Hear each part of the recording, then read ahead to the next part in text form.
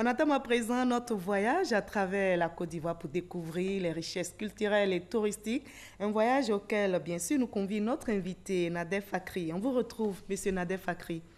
Alors, cela fait combien de temps que vous faites ainsi le tour de la Côte d'Ivoire, menu de votre caméra et de votre appareil photo? J'ai commencé en 2017, donc ça fait maintenant 2 ans. 2 ans. C'est ça. Alors, comment se fait le choix des localités que vous visitez? Peut-être que vous voulez que je vous dise déjà comment est-ce que j'ai commencé. Oui.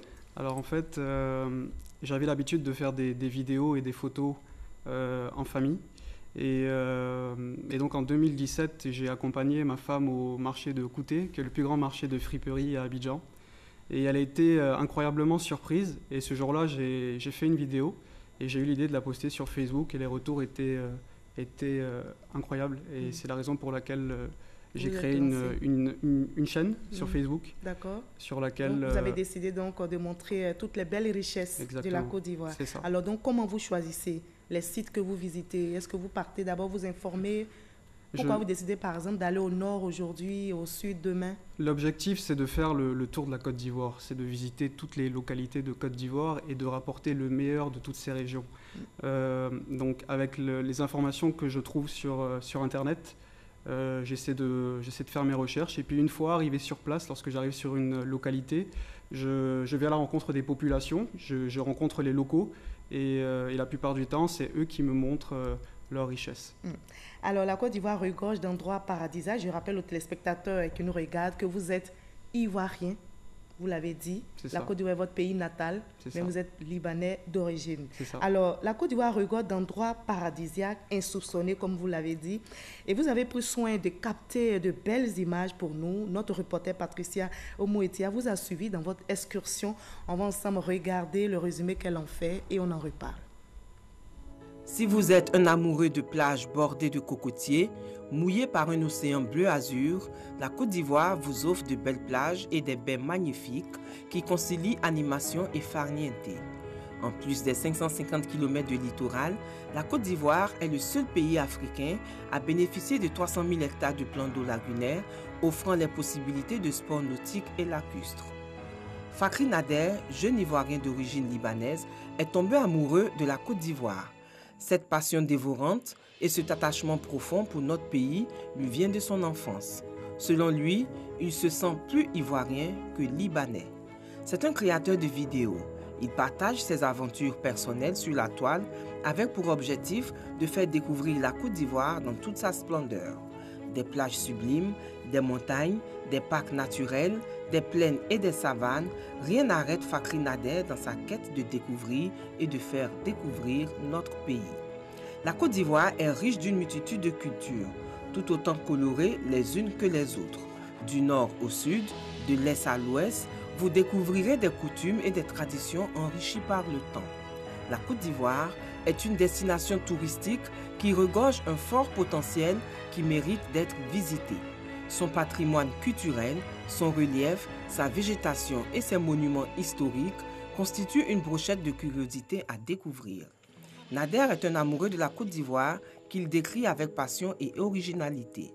La Côte d'Ivoire est un énorme carrefour où cohabitent paisiblement une soixantaine d'ethnies possédant chacune leur propre culture et rites, souvent accompagnés de danses rythmées au son des tam-tams. Les populations permettent au pays de se doter d'une grande richesse culturelle. Toutes ces œuvres ont pour but de faire la promotion de la Côte d'Ivoire, de sensibiliser et de développer le pays. Alors, Nader, je suis tellement fascinée, c'est tellement beau. Alors, comment vous arrivez à capter ces images?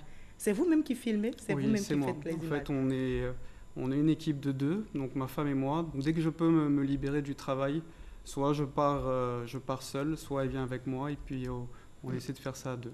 Alors, voilà. Est-ce que vous vous souvenez de tous ces endroits qu'on vient de regarder? Oui, bien sûr, absolument. Quels sont les endroits qui vous ont marqué le plus? Je ne peux pas dire qu'il y a des endroits qui m'aient marqué plus que d'autres parce que je ne m'ennuie jamais d'une destination que je fais en Côte d'Ivoire. C'est tellement beau. Dans toutes les régions que je visite, il y a toujours quelque chose à valoriser, quelque chose à mettre en valeur. On va poser nos valises à Sassandra. Oui. Faites-nous rêver un peu. Sassandra, c'est la localité où je vivrais. C'est-à-dire que si je ne vivais pas à Abidjan et que je ne travaillais pas à Abidjan, j'irais vivre à Sassandra parce que Sassandra dispose de plages incroyables, magnifiques, avec des rochers incroyables. Sassandra dispose d'une histoire.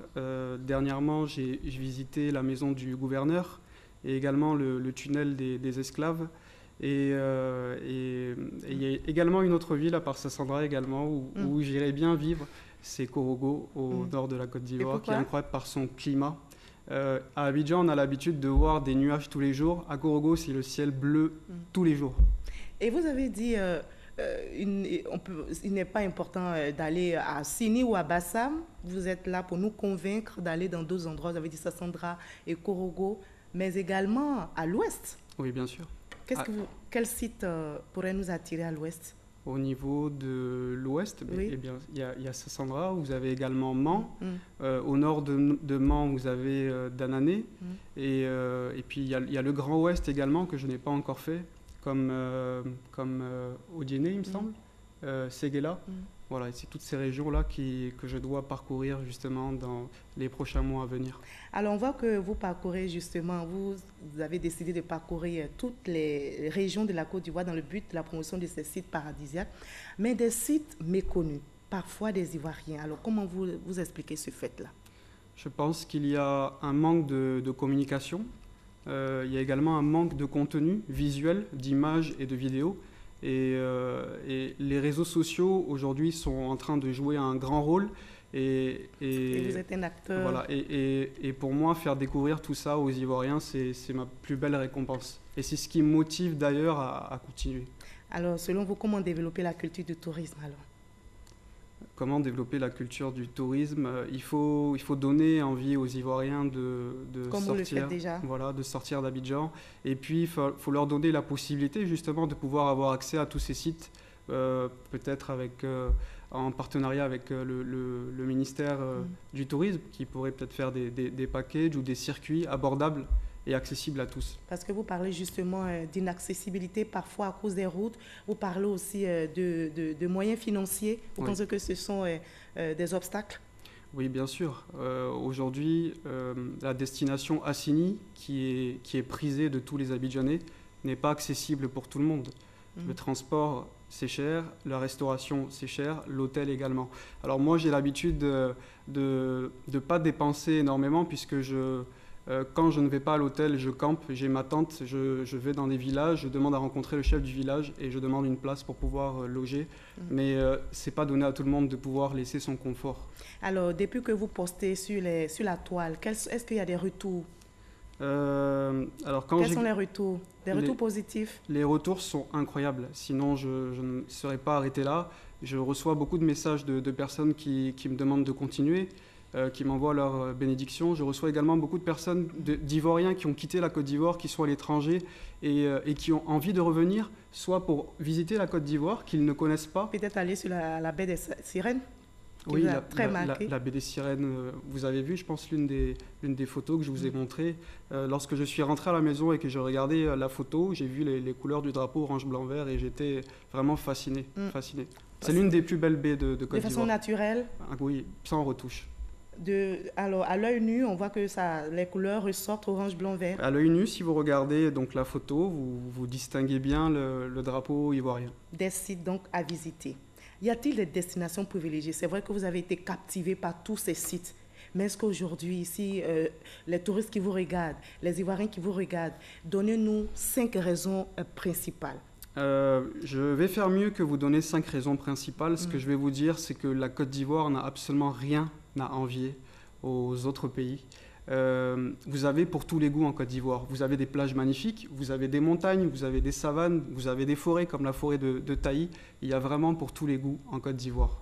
Voilà. Donc, pas raison donc d'aller de l'autre côté à l'extérieur pour passer de belles vacances. On peut aussi passer de belles vacances ici chez nous. Vous pouvez aller à l'extérieur, mais moi je vous conseille de rester en Côte d'Ivoire et vous pouvez être dépaysé en sortant de chez vous, en quittant votre ville où vous habitez. Merci beaucoup, Monsieur Nadef Fakri.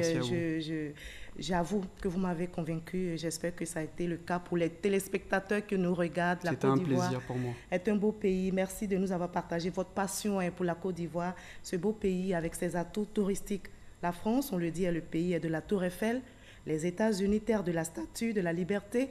L'Italie, terre des Romains. La Chine, connue pour sa muraille, autant de pays que nous visitons, que vous visitez, mais vous êtes maintenant invités à visiter la Côte d'Ivoire, terre d'espérance et d'hospitalité située en Afrique de l'Ouest et qui vous offre ces sites paradisiaques, des atouts touristiques et culturels à découvrir forcément. Merci en tout cas, monsieur. Merci à vous. Nadi, d'avoir été avec nous et sur ce plateau. Vous allez rester avec nous. On va terminer par le sport, le 3e et dernier tour des éliminatoires.